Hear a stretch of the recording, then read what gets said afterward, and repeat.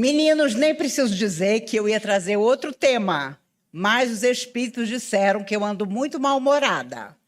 Então, o tema sugerido por eles foi Construindo Novos Dias de Esperança.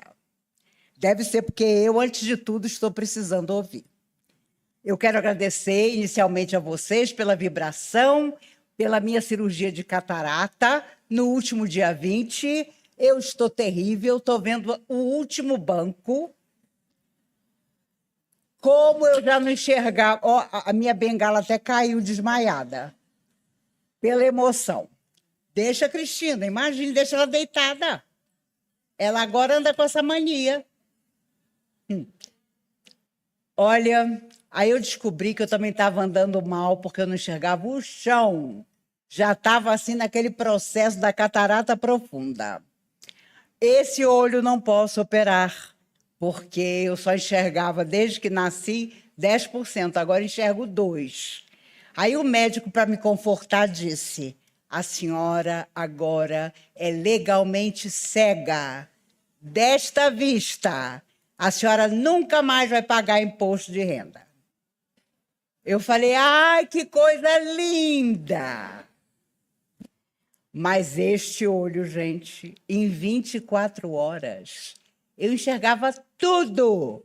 Eu vi como a Glória Pires está velha. E eu vi como eu estou velha também. É impressionante como uma catarata engana você. Quando você está escovando o dente, você se acha jovem.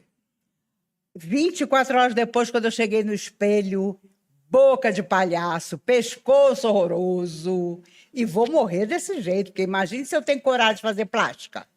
De jeito nenhum.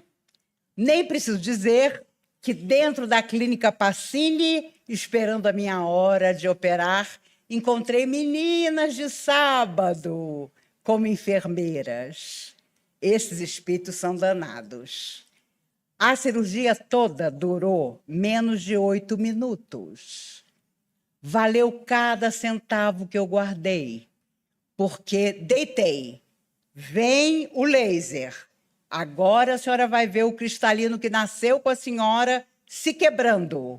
Lembram daquele brinquedo caleidoscópio de antigamente? Vocês não são de antigamente, mas eu sou. A gente olhava e tudo ficava colorido em pedaços. É aquilo que acontece. Meio segundo. Aí você vai para outra sala. Entra o doutor Tiago Pacini. Bom dia. Pá. Aqui está no seu olho o seu novo cristalino. Bom dia de novo. Saiu. Eu pasma. Eu falei, gente, eu morri. Por quê? Como tão rápido assim? Aí entra o doutor Edney, que colocou no ano passado um chip chinês atrás desse olho aqui. Mas o chip chinês já era. Agora, o lance é você fazer como se você tivesse um problema de coração para controlar o seu glaucoma. Você coloca... Como é o nome daquilo que a gente coloca no coração? Estende! Você coloca um estende por trás do olho. Dona Maíse, bom dia. Bom dia, doutora Ednei. Pá! Coloquei o estende. Pode ir para casa. Gente, eu fiquei até trêmula. Eu nunca vi uma coisa dessa. E aí, para me deixar animada, ele disse, daqui a 10 anos, eu tiro seus 2 olhos e coloco 2 olhos azuis. Ai, que lindo! Imagina eu de olho azul, gente. Não vai pegar, não vai sobrar para ninguém.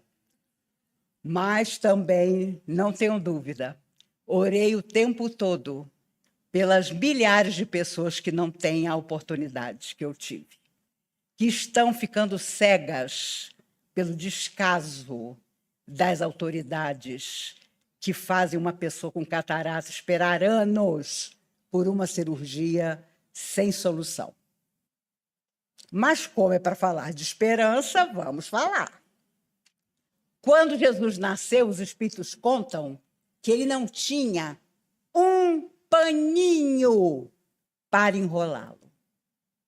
Nada.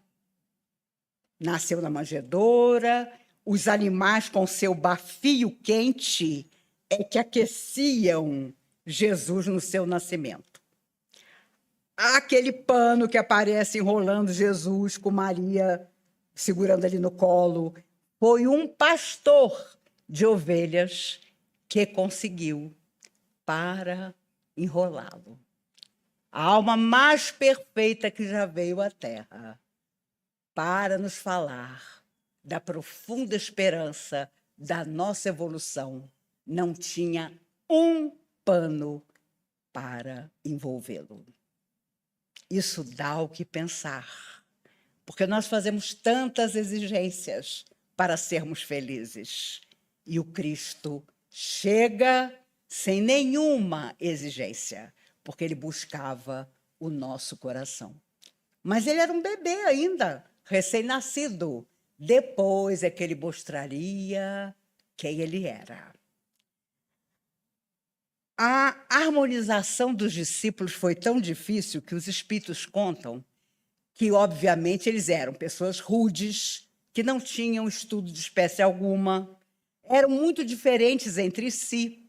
E a primeira preocupação de Jesus, quando os reuniu, antes de transmitir a sua mensagem e caminhar com eles por 3 anos, foi harmonizar suas almas, umas com as outras. E olha que o que dava de ciúme não estava no gibi. Porque eram pessoas muito diferentes.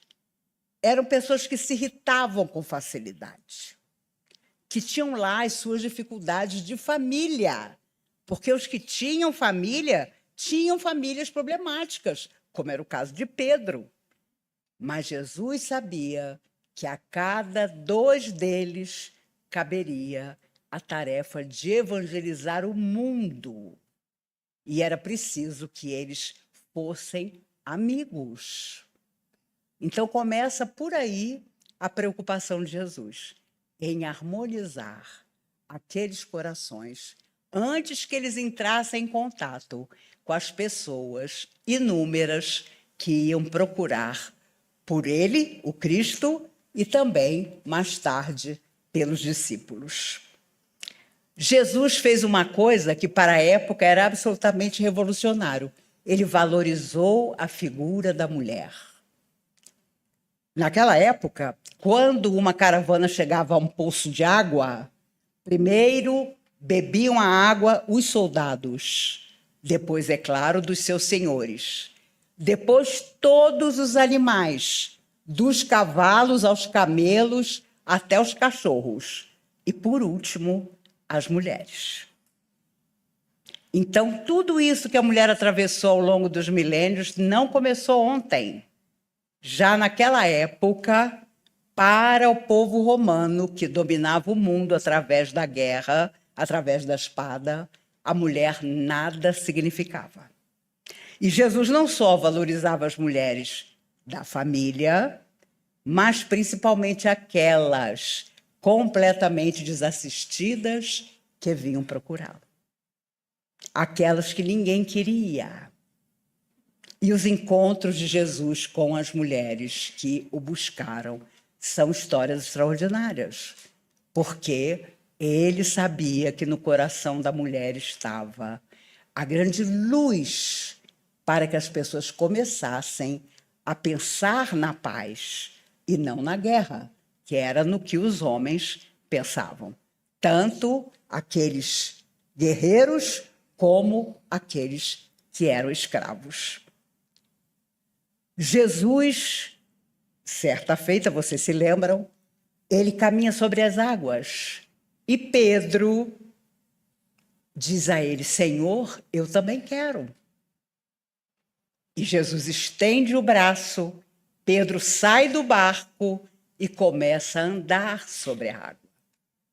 Mas, quando ele estava no meio, entre o barco e Jesus, ele, por um instante, pensa: que absurdo, isso não é possível, eu estou andando na água, e começa a afundar. Jesus, ao perceber que ele ia morrer afogado, estende-lhe o braço, o ergue e diz: homem de pouca fé, por que duvidaste? Esta palavra, por que duvidaste? É uma lição para todos nós. A partir do momento em que nós duvidamos da força que temos para mudar o nosso destino, estamos dando força a quem não quer que nós mudemos o nosso destino. E um dos motivos para conversar hoje sobre esperança é que os amigos espirituais nos têm dito que nós estamos nos queixando tanto, reclamando tanto, vendo tantas diferenças entre nós e o nosso semelhante, que estamos potencializando energias para encarnados e desencarnados que não desejam o nosso bem. Eu confesso a vocês que eu faço palestra há 50 anos, na doutrina há 51 anos, nunca vi tanta gente se queixar de tudo e de nada. E não adianta a queixa, porque nós não vamos solucionar nos queixando. Nós até podemos desabafar, mas nos queixar constantemente gera uma energia que, sem dúvida, trabalha contra nós. E é claro que encarnados e desencarnados que não simpatizam conosco, porque foram nossas vítimas de ontem, vão ficar felizes, porque acham que nós vamos fracassar 2 passos à frente. Se lançarmos a nossa energia para o positivo, nós vamos, talvez, não na hora, conseguir o resultado que desejamos, mas vamos semear futuras ocasiões de renovação para nós. E é isso que o mundo espiritual pretende, porque amanhã eles estarão aqui num corpo e nós teremos deixado esse corpo. Vamos trocar de lugar. Mas é preciso deixar para aqueles que virão um mundo melhor, porque os planetas evoluem.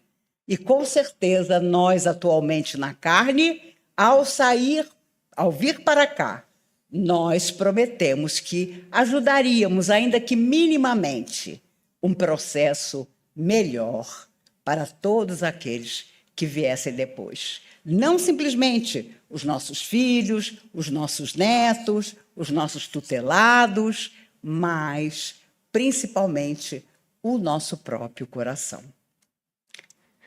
Aliás, os espíritos têm dito muito, né, nas mensagens psicografadas aí pelos médiuns, que, resumindo, só nos será perguntado o que fizemos de nós, quando nós retornarmos à verdadeira existência. E, é claro, Jesus, num certo momento, começou a preparar os espíritos dos discípulos para o que não ia dar certo, porque os discípulos achavam que Jesus ia ficar com eles para sempre. E Jesus sabia muito bem que não ia. Então, ficou uma frase famosa em que ele afirmou categórico: quando eu for erguido, atrairei todos a mim. Mas é claro que cada um deles pensou que aquele erguido não era a cruz. Jesus sabia que era. Que ele estaria entre 2 ladrões e que os próprios discípulos, apavorados, fugiriam para se esconder. Só João, o mais jovem dos discípulos, ficou sustentando Maria, sustentando Madalena, ali à beira da cruz. Quando eu for erguido, atrairei todos a mim.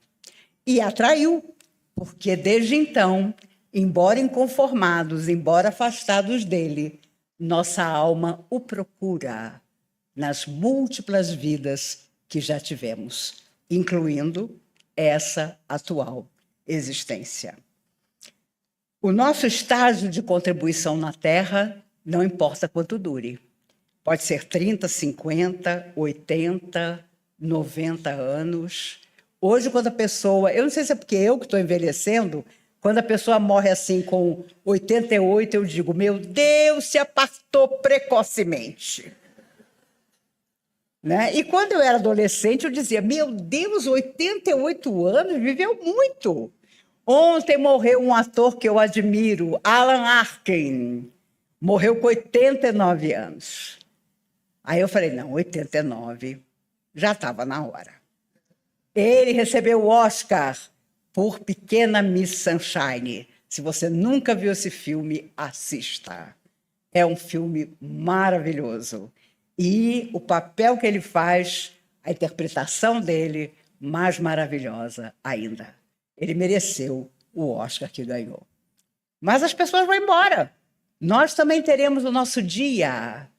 E o Divaldo costumava dizer nas palestras que fazia, do dia e da hora, só o Senhor sabe. Nós podemos até ficar doentes, podemos ter graves dificuldades, mas às vezes ultrapassamos tudo. Não é a nossa hora de ir embora. E já por uma tolice, as pessoas desencarnam. Hoje morreu numa... Não sei se foi treino ou se foi na própria corrida, um piloto de 18 anos, meu Deus. E vocês sabem que muitos desses pilotos de Fórmula 1, Fórmula Indy, que não conseguem viver sem se arriscar, são os piratas de ontem. São as pessoas que não conseguem viver sem se colocar em risco. E só depois, no mundo espiritual, é que atravessam um processo de renovação. Viram ídolos, ganham bilhões, mas não deixam de lamentar, na volta ao mundo espiritual, a maneira como desencarnaram. Existem espíritos que saem do mundo espiritual para a Terra dos mais diversos jeitos. Existem os missionários, os tarefeiros, as almas com grandes resgates para fazer na Terra, os sofredores com reencarnação compulsória, são aqueles que não têm como escolher, porque lhes é dada a oportunidade de vir, e os seus mentores dizem, olha, não tem outra saída, você vai ter que reencarnar. Porque os espíritos nos lembram, há coisas que nós só conseguimos resolver na Terra. Não adianta pensar no mundo espiritual. Então, os missionários conhecemos, são aqueles que vêm do espaço para trazer beleza, para trazer a mensagem da luz ao longo de todas as épocas da humanidade. Os tarefeiros, com um pouco de sorte, somos todos nós, que saímos de lá prometendo trabalhar para o bem de muita gente. Aqueles com grandes dívidas geralmente encontram grandes resgates. Então, são as pessoas que morrem em desastres, em acidentes, em que muita gente vai embora. E existem aqueles que, de uma forma diferenciada, também resgatam seus débitos, mas deixando uma mensagem positiva. Se eles transmitiram alguma coisa positiva na Terra, quando partem, as pessoas se lembram deles com saudade. E, é claro, os sofredores em reencarnação compulsória dão trabalho, porque, em geral, quando eles vêm para cá, a confusão acontece. Não perdoam seus antigos adversários, não são perdoados por eles. Em todas as ocasiões, ameaçam, planejam vinganças.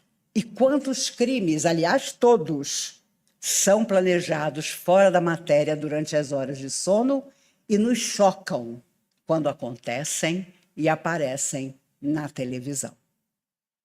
Isso é tão grave que hoje foi assassinada a 20ª mulher aqui em Brasília. A 20ª. É praticamente 2 por mês. Aí eu estava vendo na televisão Em Salvador, até agora, já morreram 38. Porque o homem ainda considera ter o direito de se sentir contrariado, vai lá e tira a vida da mulher.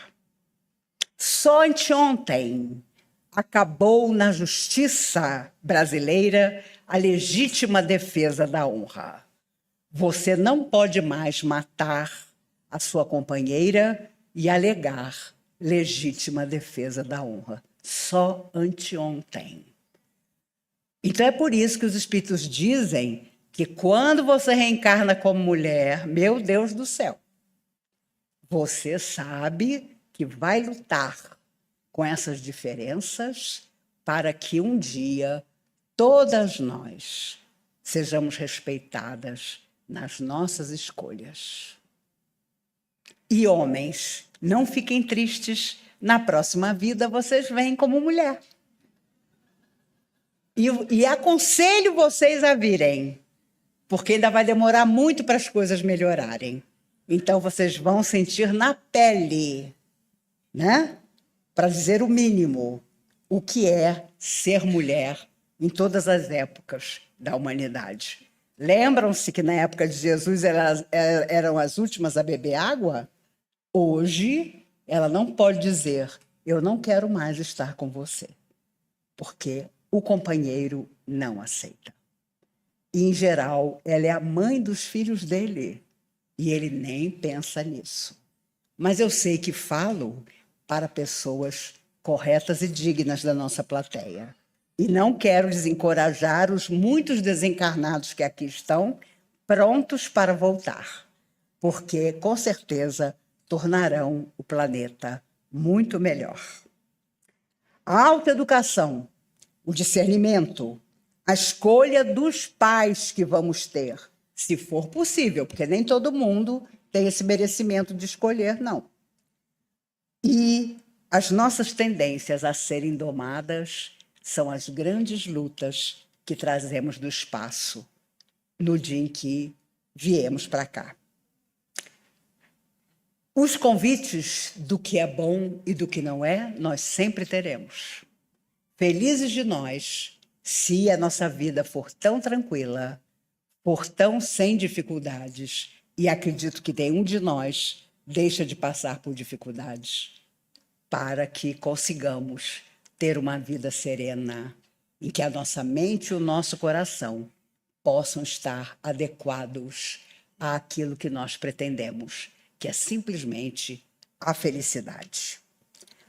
Irmã Dulce, quando muito jovem, seu pai tinha um grande amigo e o sonho dos dois era casar Dulce com o filho do amigo do pai dela. Trocavam mensagens, tudo organizado. Mas o pai de Dulce respeitava a sua opinião.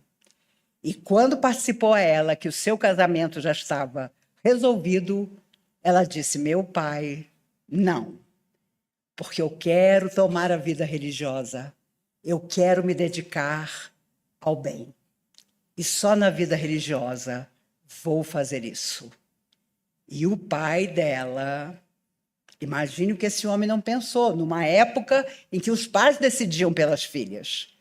Escreveu longa carta a seu amigo dizendo, quanto à minha filha Dulce, te rogo perdão, mas ela não vai se casar com seu filho, porque a escolha dela está feita. E com meio pulmão, irmã Dulce torna-se a primeira santa do Brasil, porque a sua missão era simplesmente amar. Eu já comentei com vocês que, para ganhar dinheiro, o convento onde ela trabalhava, onde ela vivia, tinha um galinheiro enorme e propôs a um produtor para deixar as galinhas dele hospedadas ali. E passaram-se umas semanas, irmã Dulce tirava os pobres da rua e colocava dentro do convento. E aí chegou uma hora que não tinha mais comida.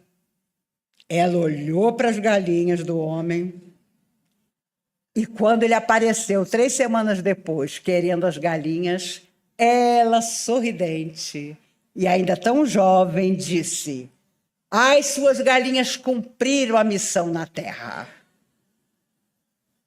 Estão na barriga dos nossos humildes. Não tinha sobrado uma. Ela deu cabo de todas elas para alimentar as pessoas que as irmãs traziam da rua para dentro do convento. Já extremamente doente, de madrugada, as outras freiras ouviam barulho na escada do convento. Quando dava uma incerta, era ela, de balde e pano, passando nos degraus da escada, sabão. Mas, irmã, pelo amor de Deus, a senhora acabou de sair de uma pneumonia. Ah, mas se eu não fizer alguma coisa, eu não aguento. Você, mulher da plateia, consegue se imaginar de madrugada lavando os degraus de uma escadaria? Se você consegue, feliz de você. Eu já estou treinando para o dia que eu tiver um neto, dizer a ele: pega para a vovó aquele brinco que caiu ali no chão. Veja como é diferente a missionária, irmã Dulce, da Maíse, conveniente. E quanto mais consciência nós tivermos disso, melhor vai ficar, para a gente não bancar a boba e ficar se achando muita coisa. A opção do Chico não durou um dia, porque Emmanuel lhe aparece e diz: eu tenho uma tarefa para o senhor, mas vou lhe dar uma semana para fazer a sua escolha. De um lado, uma família. O senhor se casa, tem filhos, talvez. Do outro lado, os livros que queremos psicografar através do senhor. Lhe dou uma semana para pensar. Naquela noite, havia um evangelho na casa da irmã do Chico, que tinha passado por uma grande obsessão e agora, renovada, fazia questão do evangelho no lar. Ela era vidente e quando ela pede para o Chico fazer uma prece, o teto da casa dela se abre e cai um monte de livro em cima dele.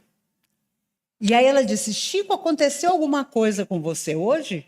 E o Chico, sem querer contar, disse: não. Por quê? Porque o teto da sala se abriu e caiu um monte de livro em cima de você. Ele não tinha livre-arbítrio. Pode ter certeza. Ali ele viu que a escolha que Emmanuel lhe havia dado, a opção de uma semana, na verdade, era um engano. A tarefa já estava escolhida. E mais tarde, os espíritos contaram a ele a preparação de sua mãe, Maria João de Deus, antes de vir à Terra, para ser a mãe dele, que tinha essa tarefa impressionante. Amigos, Jesus em muitas ocasiões nos transmitiu lições incríveis. Hoje nós fazemos tanta crítica aos outros. E Jesus, em determinado momento, nos disse: com a mesma medida que medirdes o outro, vos medirão a vós. Mas a gente adora criticar. A gente adora apontar as deficiências alheias, esquecidos de que nos apontam também. Quando o moço rico procura, ele diz: vai, vende todos os teus bens, toma a tua cruz e me segue. Mas, vocês se lembram, o moço rico tinha muitos bens e achou muito difícil deixar tudo para seguir Jesus. Jesus olhou tristemente para ele e 2 semanas depois, defendendo as cores e o brasão da sua família, ele morre na arena numa batalha sangrenta contra um adversário infeliz como ele. E no último instante, contam os espíritos, ao cair sobre uma poça de sangue, o moço rico vê os olhos do Cristo e ouve a sua voz. Vai, vende tudo o que tens, toma a tua cruz e me segue. Zaqueu era baixinho, sobe num sicômoro para ver Jesus passar. E Jesus, sem levantar o rosto, quando passa por baixo da árvore, diz: Zaqueu, dá-te pressa em descer, que eu quero hospedar-me em tua casa. E Zaqueu desce desesperado. Ele era um senhor rico, um cobrador dos impostos que os judeus deviam aos romanos. Mas recebe Jesus em sua casa para mostrar que dentro de casa, sem que ninguém soubesse, ele era justo com aqueles que trabalhavam com ele. Vocês se recordam? Zaqueu volta muitas vezes à terra e sua última vida foi Adolfo Bezerra de Menezes, o mentor da nossa comunhão. Mas, na figura de Zaqueu, naquele dia, atraído pela figura de Jesus, ele fez questão de mostrar a sua casa e de dizer que era, de alguma forma, um coração que começava a pensar em ser generoso. No livro Boa Nova, Humberto de Campos lembra que Judas suicida-se após vender Jesus por 30 moedas. Mas, lançando as moedas no chão e recusando-se a ficar com elas, foge da vida física e, claro, vai parar numa região de grande sofrimento. Maria vai morar com João na casa do caminho e morre 13 anos depois da crucificação de Jesus. E conta Humberto de Campos, através do Chico, que certo dia ela vê Jesus à sua frente. Ele coloca a mão sobre o seu ombro e diz: minha mãe, eu vim te buscar para seres no céu a rainha que já és na terra. Mas ela pediu duas coisas antes de deixar o planeta. Ela pediu para passar pelos lugares queridos que lhe lembravam o nascimento e a infância de Jesus. E depois, para passar pelo Calvário, onde ela tinha visto o seu filho de 33 anos morrer crucificado. E, por último, ela vai aos abismos para procurar Judas Iscariotes e propor a ele uma nova vida, o recomeço para uma alma tão violentamente equivocada das intenções reais de Jesus.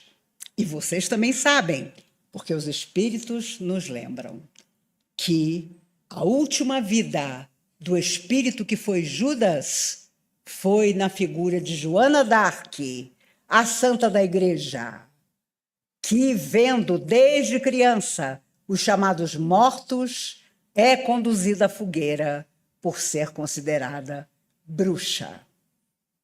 E ficou famosa a frase em que um dos cardeais que a acusavam pergunta: quando São Miguel lhe aparece, ele aparece nu? Ele aparece sem roupa alguma? E ela, menina do campo, sem nenhuma instrução, responde: creis, então, que Deus não teria como cobri-lo? Que Deus não teria como dar-lhe uma vestimenta? Mas ela vai para a fogueira e conta aos amigos espirituais que, na hora que o fogo começou a tomar conta das suas vestes, uma onda de luzes maravilhosas, de água, caía, enquanto todos viam o seu corpo ser queimado. Ela nada sentiu. Nós temos um amigo da época de mocidade, e quando nós lembrávamos dos primeiros cristãos, ele sempre dizia: gente, Se tivessem me dito que quando o leão avançava na gente, eles tiravam a gente do corpo, eu teria morrido. O problema é que ninguém me avisou. E é claro, posso afiançar que nenhum de nós aqui encarnado morreu nas arenas comido por leão. Porque aqueles que deram esse testemunho não voltaram mais para a Terra, a não ser em missões de, como é que eu vou dizer? De amor. Porque haviam dado a própria vida em testemunho ao Cristo. Mas já imaginou você escutar o barulho dos leões, das panteras, dos tigres, um soldado dizer para você: fala que você não acredita nele, que eu te mando para casa. Qual seria a sua escolha? Se hoje, ali está o nosso amigo em pé, de óculos, bateu agora no negócio do bombeiro. Se entrassem os leões aqui, ele organizasse. Quem quer morrer pelo espiritismo? Quem de nós morreria? Tenho certeza que todos nós. Ia ser fácil, né? Os espíritos iam aparecer, iam estender a mão para a gente, né? Excetuando eu, que eu ia dizer para a Cristina, eu vou ali fora e já volto. Mas, naquela época, com certeza nos recusamos a esse sacrifício. E estamos aqui até hoje. No livro Ontologia da Espiritualidade, de 1971, há uma linda mensagem psicografada por Maria Dolores através do Chico.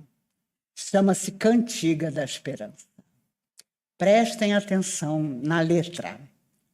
Alma querida, por mais que o mundo te atormente, a fé simples e boa, por mais te lance gelo na alma crente, na sombra que atraiçoa, alma sincera, escuta. Sofre, tolera, aprende, aperfeiçoa, porque de esfera a esfera ninguém consegue a palma da vitória sem apoio na luta. Espera que a esperança é a luz do mundo, oculta maravilha, que em toda parte se revela e brilha para a glória do amor. A noite espera o dia, a flor o fruto, o espinho a rosa, o mármore o buril. O próprio solo bruto espera o lavrador, armado de atenção, arado e zelo. O verme espera o sol para aquecê-lo. A fonte amiga que se desentranha do coração da pedra da montanha, enquanto serve, passa e se incorpora, às margens do rio que a devora, espera descansar, quando chega escondida a paz da grande vida que há no seio do mar. Seja o que for que sonhas a sofrer, que venhas a sofrer, abraça o lema regenerador do perdão por dever. Leva pacientemente o fardo que te leva, entre o rugir do vento e o praguejar da treva. Abençoa em caminho os açoites da angústia em torvo redemoinho, onde não possas, coração, entretecer a alegria de louvar, cala-te em oração e segue sem parar, amando, restaurando, redimindo. Edificando em suma, não te revoltes contra coisa alguma. Lembra que falamos da queixa? Ao vir a tarde mansa, na doce quietação crepuscular, verás como foi alta, doce e linda, a aventura de esperar. E enquanto a noite avança para dar-te as visões de uma alvorada nova, nas asas da esperança, bendirás a amargura, a dor e a prova, agradecendo à terra a bênção de entendê-las. Subirás para o ninho de luz nas estâncias da paz, que te aguarda tecendo as constelações de estrelas. Então compreenderás que, além do mais além, no coração da altura, Deus trabalha, Deus sonha, Deus procura, Deus espera também. Que linda mensagem! Há tantos anos psicografada por Maria Dolores através de Chico Xavier. Um dia nós vamos agradecer por termos esperado, por não termos nos queixado, como está acontecendo tanto. E que esperança para nós seja sempre a alegria de saber que os melhores tempos da nossa vida ainda virão.